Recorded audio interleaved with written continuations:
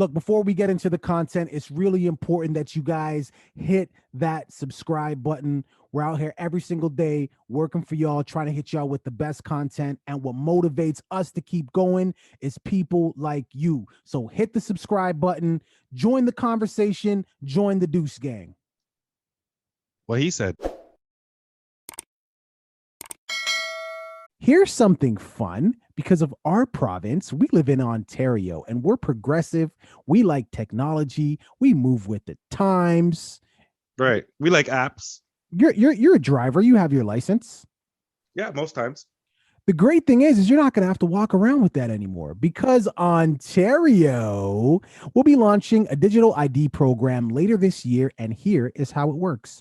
Ontario is preparing to launch the program, I think it's sometime September, October, but essentially Ontarians will be able to have an electronic version of their trusted government ID, like driver's licenses and health cards, which the government says is more safe and secure. Your ID will be stored in a digital wallet app, which will be available for download on smartphones and other devices like tablets and laptops. So, well, before you respond, right? Look. Hey, hold on. You that's watching right now, you person that's watching right now, I'm going to need you to do me a little favor. I'm going to need you to drop a like for me on this video because we need this video to go out to more people. We out here working hard, man. You heard it in the beginning. I'm going to say it again. I'm going to need you to drop a like and a comment because this is about to be a great conversation. Especially if you're local to Ontario. But look, I don't know if you've ever lost your wallet. Hopefully you haven't. But most people keep all their ID in their wallet. If you lose your wallet, person picks it up off the ground. Thank you. Yeah. However, lose your cell phone. Hopefully you haven't. But if you do, most people have a locked screen. So if all your ID, credit card information, blase is in your cell phone and you're smart enough, like most people, to have a locked screen, you're just out of cell phone. Your information is still good. So I used to be against the digital wallet, like, tap your cell phone to pay and shit. I tap my cell phone to pay now. Apple Pay, right? Yep. What are your thoughts on this? Yes. Well, Apple Pay. Yes. Yeah. I looked into this because obviously, people are the first thing that's gonna happen, conspiracy theorists are gonna come out. The tinfoil hats are gonna be out in force. Why are you pointing this way for?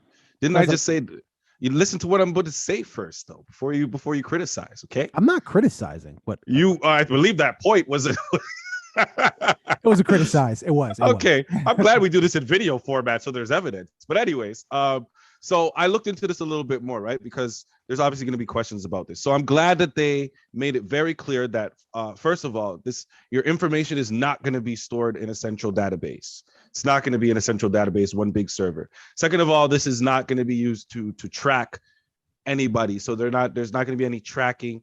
And they also said that they're not going to share any of this information with any third parties. It's going to be like your own private thing and everything. So I'm glad that they decided to put that out there just to quiet all the tinfoil hats and get it out of the way. With that being said, I'm still not going to do it. I'm still, you know it. I'm still not involved in this. I'm not. I'm trying to decrease my digital footprint day by day. I'm that guy who's sitting at home with nothing to watch. So I'm on YouTube watching people who live off grid in the tiny houses that they built, or the houses that they built out of storage containers, or they're living out of Sprinter vans. That's what I'm doing.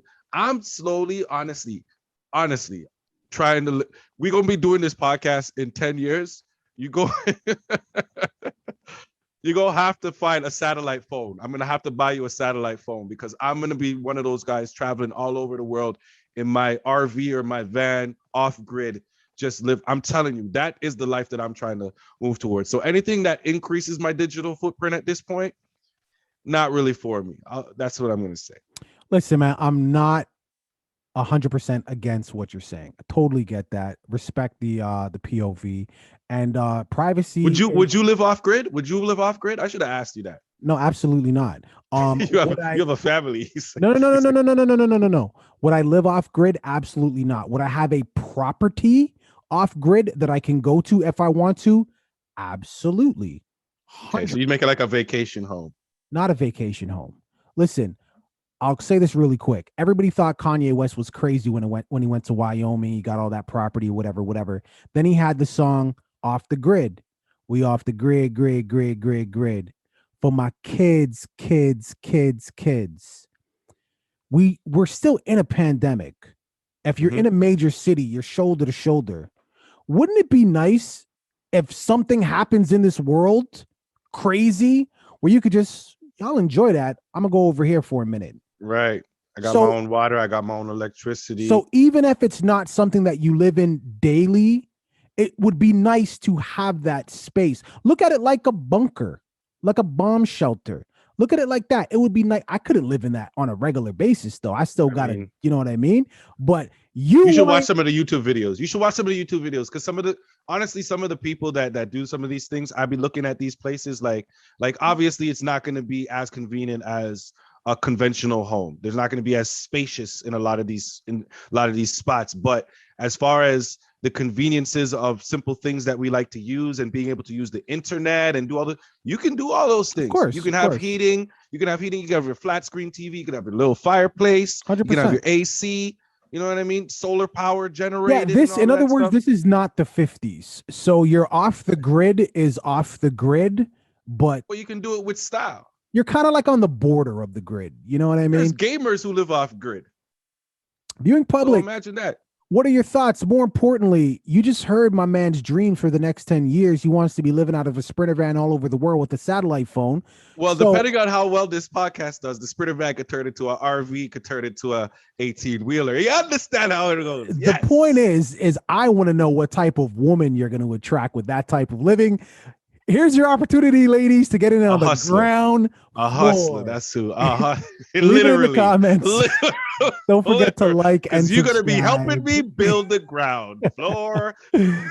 And also, ladies, leave your social media handles, man. Maybe there's a man. Maybe there's a Hey, listen, ladies, if you're trying to live off grid, you're trying to live that life, where we keep it between me and you, Ja Rule and Ashanti style.